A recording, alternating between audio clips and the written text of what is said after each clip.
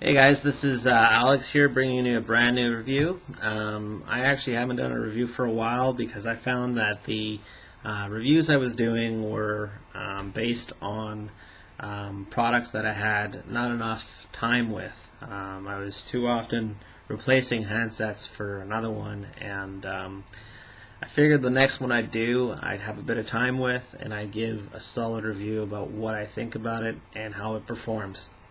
So what I'm showing you today is the Galaxy Tab. This particular device can be used as a phone as well.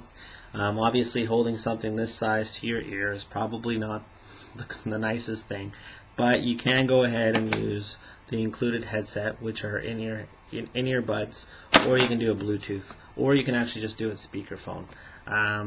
I prefer using it speakerphone when I'm at home, or I use the headset when I'm out. So first thing first, what I did as soon as I got it, which was on the 28th of January, is I went and put a screen protector on. Okay, even though it is Gorilla Glass, it will scratch if you put it with your keys.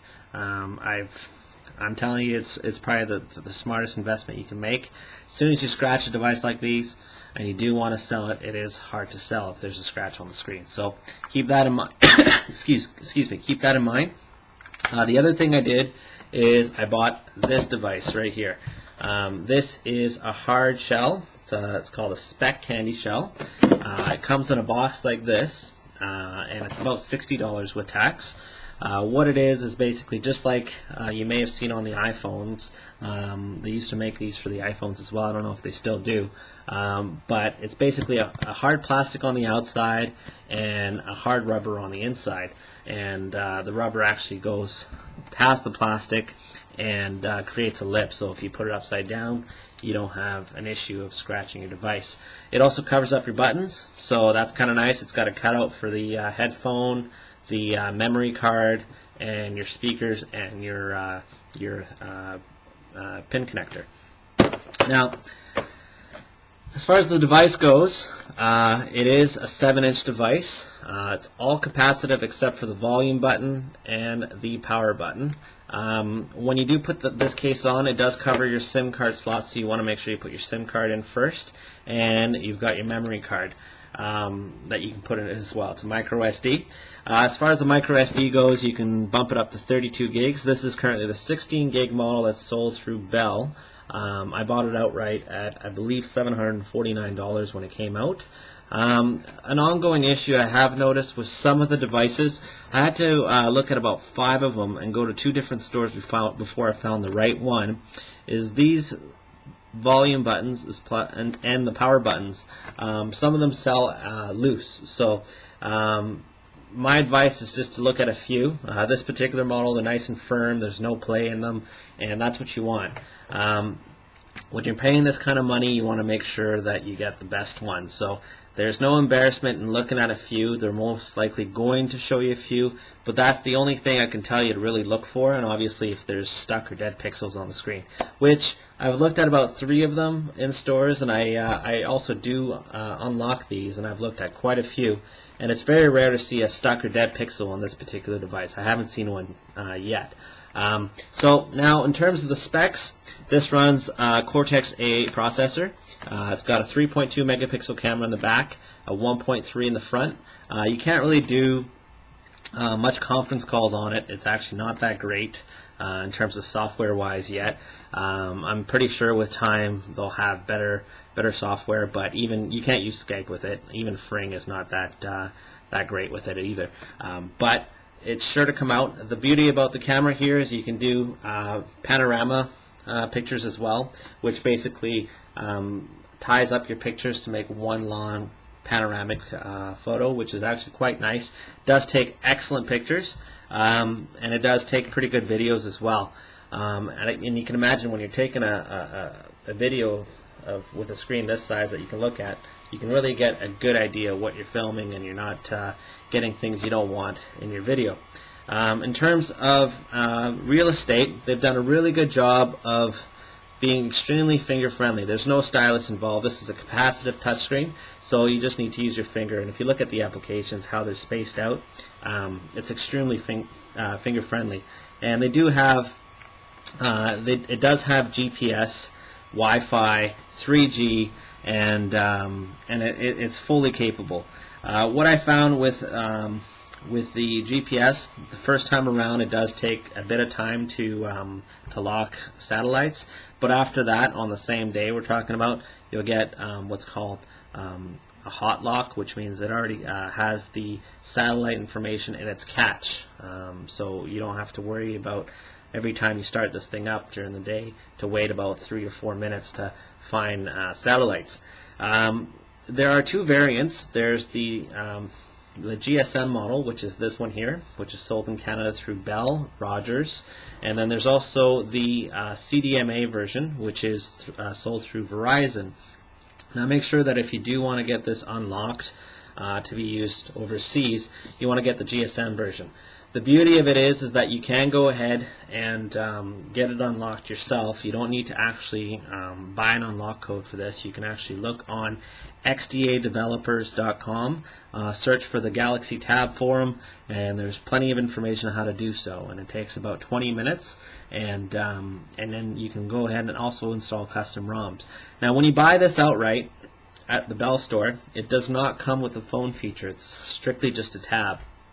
And in my opinion, I think it's important to get it unlocked and install that phone feature so that you can actually bring the value up on this device, and you can also use it as an all-in-one device. So you don't need to bring your camera, you don't need to bring your netbook, you don't need to bring your phone. It's all here.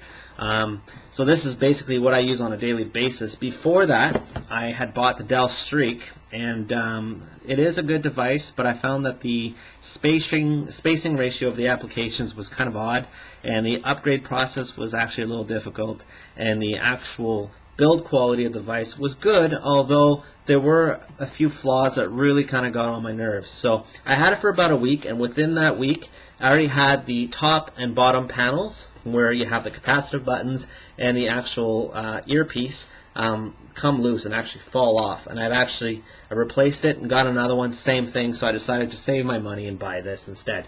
So far I've had this for over a month. I haven't had a single issue with this, so this is an excellent device. Now they are talking about the BlackBerry Zoom, I believe, and there's actually quite a few new tablets coming out, including the iPad 2. But a lot of these these tablets are strictly tablets. So what sets this one apart is its size, obviously, it being 7 inches and also being a phone. I think that just really puts it in a different league. You need to have devices that are tablets and that are phones, so that you don't need to carry all these devices with you. And before the Dell Streak, the reason I decided to get a new device was because I messed this one up. This is the Samsung Omnia HD, otherwise known as the i8910. This is a Symbian device, but what set this one apart was the build quality and the camera in the back. This is an 8 megapixel camera. But unfortunately, while I was flashing the firmware on here, I managed to corrupt the bootloader. I guess I installed the wrong bootloader. So when you turn it on, you get the I believe it's the triangle, computer, and question mark. So it won't go into bootloader anymore. So unfortunately, I can't use this. But I would much rather have this when I go out to, like, say, a bar or a club, as opposed to have this. Just because, I mean, portability-wise, this is much more convenient. This would be like a secondary phone or something you take out with you if you were going on a trip or something, or if you're going to a cafe. I've managed to stream excellent movie content on here, as well as TV shows, and they're HD quality, so you do really get nice HD viewing when you're looking at this, and videos turn out excellent. I'll give you an idea here. We'll go ahead on YouTube, and just for the sake of showing you, like, this is what you look at when you're looking at a video. I mean, it's beautiful. Why do cats stare?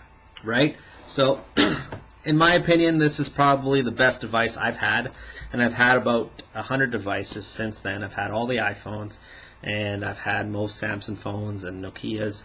I've had the Nokia N8, and I've had I've had the HD7 and a few other Windows 7 phones, and The UI on this is excellent. It's versatile. You can actually install Windows Phone 7 themes on here. You can install Nokia themes if you want. There's just a lot you can do. The only kind of drawback that I saw is not all applications are compatible. Not that they won't work on the device. They certainly will. It's just the actual ratio of the actual application may come off a little weird. So let me just show you here what I mean. So basically, we'll go back to the home screen. There you go. So if you go into your, for example, Gmail, of course it's going to turn out all right. Or if you go into your calendar, it's going to be all right, right? These are native applications that come with the phone. But say, for example, you install. Okay, let's show you this one. So, for example, you install Countdown widget. This one will turn out just perfect. It'll be the right size and everything. And the calculator, this is what I'm talking about. You see, it's not using the entire screen for the widget. So there are other widgets like that, or other applications like that that will not take the entire screen for the application. So it's very application dependent, but for the most part, I haven't had much issues with that.